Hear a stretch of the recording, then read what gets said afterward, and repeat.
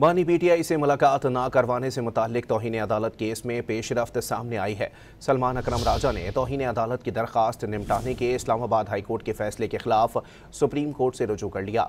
मजीद जानते हैं don news के नुमाइंदे उमर मेहताब बर्नी से। उमर बर्नी, अपडेट कीजिएगा।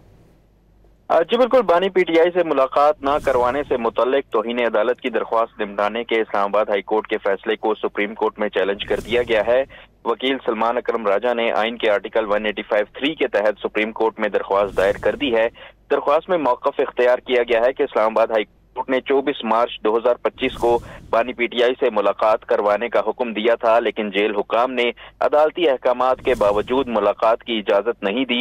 इसी अदम अमल दरामद पर तौहीन अदालत की कार्रवाई के लिए हाई कोर्ट में दरख्वास्त दायर की गई थी।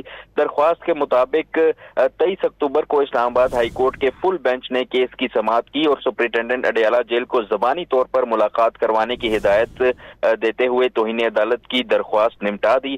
तहम तहरीरी हुक्मनामे में सिर्फ ये दर्ज किया गया कि दरख्वास्त निपटाई जाती है, जिसका नतीजा ये निकला कि जेल हुकाम अब भी मुलाकात करवाने के पाबंद नहीं समझे जा रहे। दरख्वास्त गुजार ने मौक़िफ़ अपनाया कि फुल बेंच ने उनका मौक़िफ़ सुने बगैर दरख्वास्त निपटा दी, जो तरीक़ाकार के मुनाफी है।